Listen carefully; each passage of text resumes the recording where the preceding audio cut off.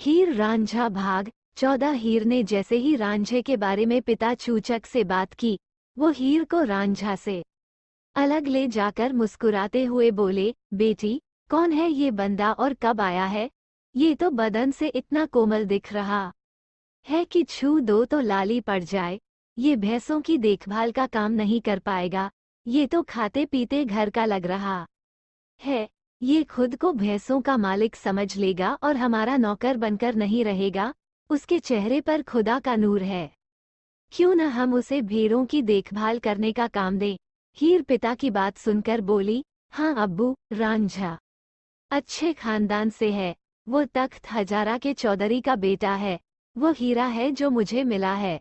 चूचक बोले, वह तो मासूम लड़का है जो आंखों से बुद्धिमान और देखने में विनम्र लगा रहा है।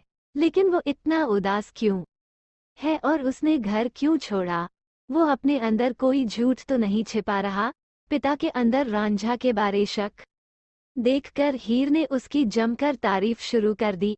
अब्बू, वो इतना पढ़ा लिखा है कि अफलातून, प्लेटो को भी हरा दे। वो भरी सभा में बेधड़क बोल सकता है और हजारों मामलों पर फैसला सुना सकता है। वो नदी में भैंसों को पार करा सकता है और चोरी होने पर उसे खोजकर ला सकता है। वो जान लगाकर काम करेगा। वो इस देश में हजारों में एक है जहां ज्यादातर काम करने वाले चोर हैं और अच्छे लोग कम ही हैं। वो हर हालत में अपना कर्तव्य निभाना जानता है। बेटी की बात सुनकर प्यार से चूचक बोले, तुम तो बहुत जोश से उसकी वकालत कर रही हो। देखते हैं ये लड़का कैसा निकलता है।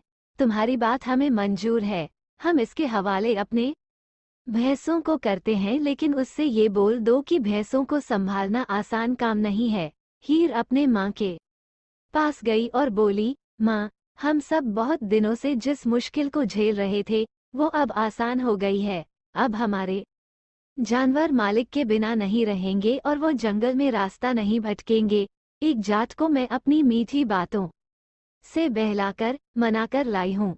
वो दिल का हीरा है। वो हमारे जानवरों का सही से देखभाल करेगा। इसके बाद हीर रांझा के पास आई और प्यार से उसे सारी बातें बताईं।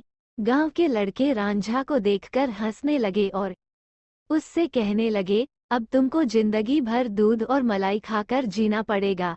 इस पर हीर रांझे से बोली, तुम इन लड़कों की कड़वी बातों का बुरा मत मानना। मैं तुम्हारे लिए मीठी रोटियां, मक्खन और चीनी लाया करूंगी। जंगल में भैंसों को ले जाना और खुदा पर यकीन रखना। मैं अपनी दासियों के साथ हमेशा तुम्हारे साथ रहूंगी। Next story coming soon.